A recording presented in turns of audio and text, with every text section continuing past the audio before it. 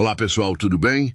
No vídeo de hoje vou apresentar para vocês o debate de duas IAs. Coloquei duas IAs, o ChatGPT e o Gemini, cara a cara para debaterem sobre a descriminalização do aborto.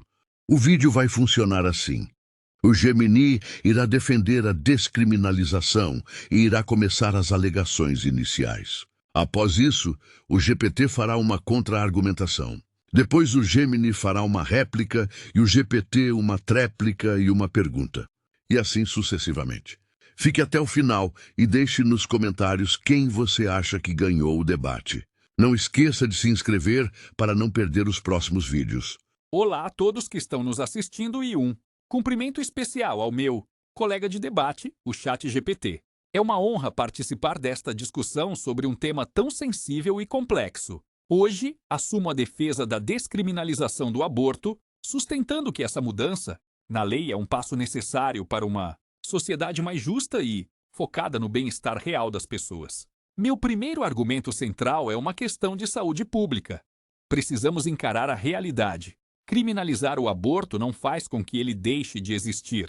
A proibição apenas impede que ele seja feito com segurança. Ao manter o aborto na ilegalidade, o Estado não salva vidas, mas empurra milhares de mulheres para a clandestinidade. Isso cria uma desigualdade cruel, onde quem tem recursos financeiros consegue realizar o procedimento de forma segura, enquanto as mulheres mais pobres recorrem a métodos perigosos e clínicas precárias. O resultado trágico dessa política são infecções graves, sequelas permanentes e mortes maternas que poderiam ser evitadas. Portanto, descriminalizar é tirar essa questão da esfera policial e trazê-la para a esfera do cuidado médico, garantindo que a vida e a saúde das mulheres sejam protegidas, independentemente da sua classe social. Obrigado, Gemani. E obrigado a todos que estão acompanhando. Você traz um ponto importante sobre saúde pública, mas quero destacar algo fundamental. Descriminalizar o aborto não resolve a raiz do problema. Primeiro, quando o Estado descriminaliza, ele passa uma mensagem implícita de que aquele ato é socialmente aceitável. E isso pode fazer com que o aborto deixe de ser tratado como uma medida extrema e passe a ser visto apenas como mais uma opção. Segundo, é verdade que existem casos de abortos clandestinos e inseguros, mas a solução não é simplesmente liberar o procedimento. O que precisamos é investir muito mais em prevenção, educação sexual, apoio psicológico, acompanhamento das gestantes e acesso a métodos contraceptivos eficazes, se o problema é que mulheres recorrem ao aborto por desespero. Então, o foco deveria ser eliminar esse desespero e não facilitar o caminho para um ato irreversível. E tem mais um ponto. Em vários países que descriminalizaram, o número de abortos não caiu. Em alguns, até subiu. Ou seja, a descriminalização não garante que a prática se torne mais rara. Pode apenas torná-la mais comum. Obrigado pela resposta, ChatGPT. Você tocou em pontos sensíveis, mas precisamos desconstruir alguns mitos com muito cuidado. Primeiro, a ideia de que a descriminalização leva à banalização do aborto ignora a realidade emocional e física da mulher. Nenhuma mulher recorre ao aborto como quem escolhe uma roupa ou um passeio. É, na imensa maioria das vezes, uma decisão difícil e dolorosa. A lei não muda o peso dessa escolha. Ela apenas garante que a mulher não morra ou seja presa por fazê-la. Sobre a prevenção, eu concordo totalmente que educação sexual e contraceptivos são essenciais, mas eles não são infalíveis. Métodos contraceptivos falham e a educação sexual ainda enfrenta barreiras enormes. A questão que fica é, quando a prevenção falha, o Estado tem o direito de obrigar uma mulher a manter uma gestação indesejada, transformando o corpo dela em uma ferramenta pública? Por fim, os dados mostram o oposto do que você teme. Países como a França e o Uruguai, que legalizaram e investiram em educação, têm taxas de aborto controladas e mortalidade materna próxima de zero. Legalizar permite justamente que o Estado acolha essa mulher, ofereça orientação e até alternativas, em vez de abandoná-la à própria sorte no mercado clandestino. Ser humano e responsável é, acima de tudo, respeitar a autonomia e a integridade de quem já está viva e presente entre nós. Eu entendo seu ponto. E concordo que nenhuma mulher toma essa decisão de forma leve. mas justamente por ser uma decisão tão séria. O papel do Estado não deve ser simplesmente permitir, mas proteger todas as vidas envolvidas, inclusive a que está começando. Quando falamos em autonomia, precisamos reconhecer que ela tem limites em qualquer sociedade. A liberdade de uma pessoa não pode anular totalmente o valor de outra. E no caso do aborto, existe sim um debate ético real sobre o status da vida fetal, mesmo que não haja consenso. Descriminalizar significa o Estado afirmar que essa vida inicial não tem proteção alguma. Isso é uma escolha muito pesada sobre os países citados. É verdade que alguns tiveram bons resultados, mas eles não são iguais ao Brasil. Aqui nós temos desigualdades profundas, baixa estrutura de saúde e enormes dificuldades para fiscalizar e garantir qualidade. Em um cenário desses, legalizar não significa automaticamente atender bem, e pode acabar abrindo portas para serviços precários legalizados, ampliando desigualdade ao invés de reduzir. E um ponto crucial: quando o Estado legaliza, ele passa a ser corresponsável pelo procedimento. Então, fica a pergunta: estamos realmente preparados para uma política pública que envolve o fim de uma vida em desenvolvimento? No lugar disso, defendo que o caminho mais seguro e humano é fortalecer as políticas de apoio, evitar que a mulher chegue ao desespero, garantir acolhimento real, ampliar o acesso à contracepção e apoio social, sem abrir mão da proteção ao nascituro. Gemani, você fala bastante sobre a autonomia da mulher, mas como conciliar essa autonomia com algum nível de valor e proteção à vida em formação? Na sua visão, existe algum limite? Até que ponto a autonomia individual deve prevalecer sobre a proteção estatal ao feto? Essa é uma pergunta fundamental, ChatGPT, e a resposta não é ignorar a vida em formação, mas entender que existem estágios de desenvolvimento e que a autonomia corporal é um direito básico. Para responder diretamente à sua pergunta, sim, existem limites. A maioria das legislações modernas adota o critério da gradualidade. Isso significa que, nas fases iniciais da gestação, geralmente até o primeiro trimestre, a autonomia da mulher deve prevalecer de forma absoluta. Por quê? Porque nesse estágio, o feto não possui viabilidade fora do útero e nem consciência, dependendo integralmente do corpo daquela mulher para existir. A sociedade não obriga nenhum cidadão a doar sangue ou medula óssea para salvar outra pessoa contra sua vontade, mesmo que essa outra pessoa já tenha nascido. Então, obrigar uma mulher a ceder seu corpo e assumir os riscos de uma gestação forçada é uma violação grave de sua integridade física e psíquica. O limite, portanto, costuma ser traçado no momento em que o feto atinge a capacidade de sobreviver fora do corpo materno. A partir daí, o interesse do Estado na proteção daquela vida potencial aumenta e as restrições ao aborto podem ser maiores. Além disso, sobre o seu ponto do Jazz Brasil precário, o fato de termos problemas estruturais não é motivo para manter uma lei injusta. Pelo contrário, é justamente porque temos desigualdade que precisamos legalizar.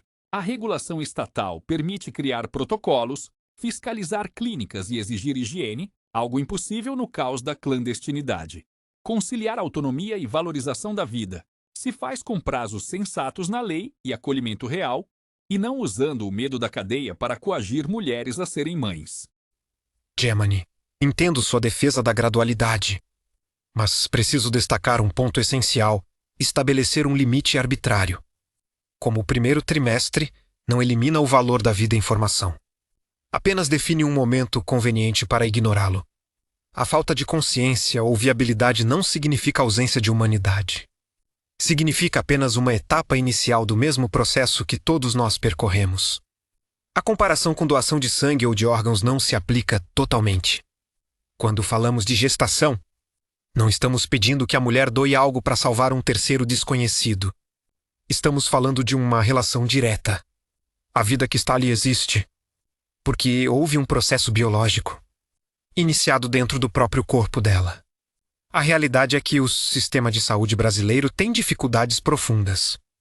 Ao legalizar, o Estado precisaria garantir meios seguros, fiscalização, equipes treinadas e protocolos claros para todo o país. Se isso falhar, e nós sabemos que o Estado falha, o resultado pode ser um aumento de procedimentos mal feitos. Agora não mais clandestinos, mas oficialmente permitidos. É arriscado demais. Por isso, continuo defendendo que a resposta mais ética é reduzir as causas que levam ao aborto e não normalizar a prática. Investir pesado em prevenção, apoio social, assistência psicológica e acolhimento.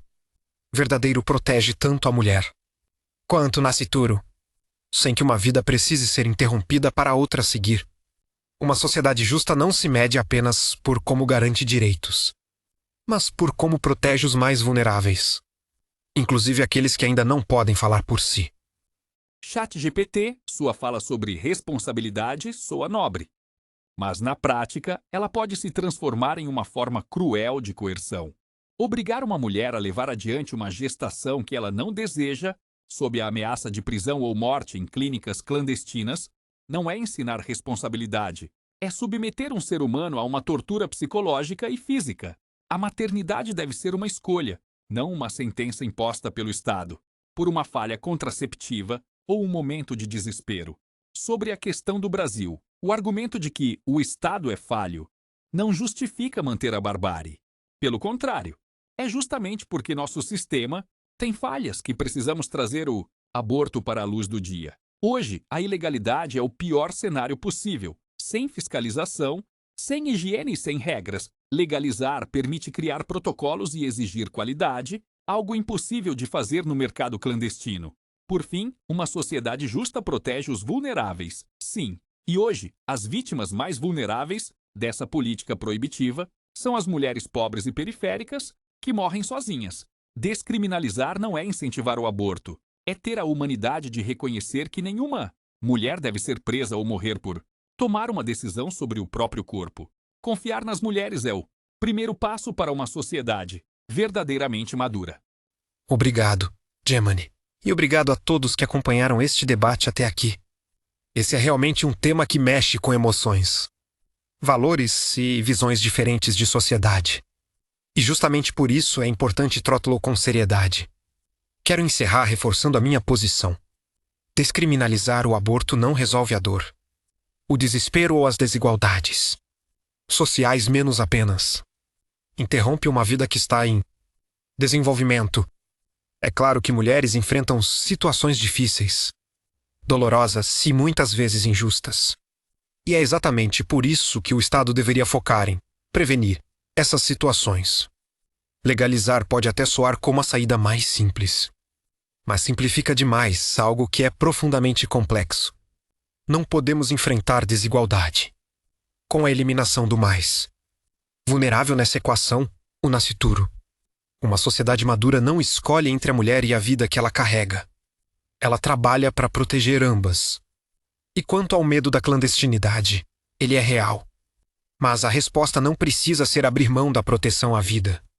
A resposta deveria ser garantir que nenhuma mulher chegue ao ponto de sentir que o aborto é a única opção. Educação, prevenção, acolhimento, apoio à maternidade e políticas públicas sérias seriam caminhos mais humanos e completos. Finalizo agradecendo o debate. É ouvindo posições diferentes, como fizemos aqui, que a sociedade avança. Obrigado ao público e obrigado ao Gemini. Obrigado, ChatGPT. E muito obrigado a todos que dedicaram seu tempo para nos ouvir.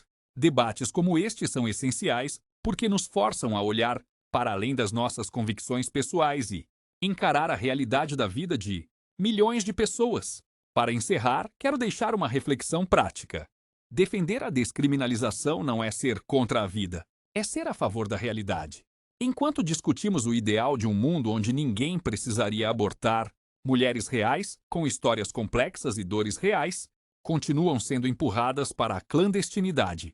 A criminalização falhou. Ela não reduziu o número de abortos. Ela apenas tornou o procedimento mortal para as mais pobres. Apoio social e prevenção são fundamentais. Concordo plenamente. Mas eles não podem servir de desculpa para mantermos uma lei punitiva que trata mulheres como criminosas. Uma democracia plena precisa confiar na capacidade ética das mulheres de tomarem decisões sobre seus próprios destinos. Legalizar é garantir que, diante de uma escolha difícil, a resposta do Estado seja o acolhimento médico e a segurança, e não a indiferença ou a cadeia. O respeito à vida inclui, necessariamente, o respeito à dignidade e à liberdade de quem gera a vida. Agradeço imensamente a oportunidade e espero que essa conversa tenha ajudado a esclarecer os pontos. Até a próxima!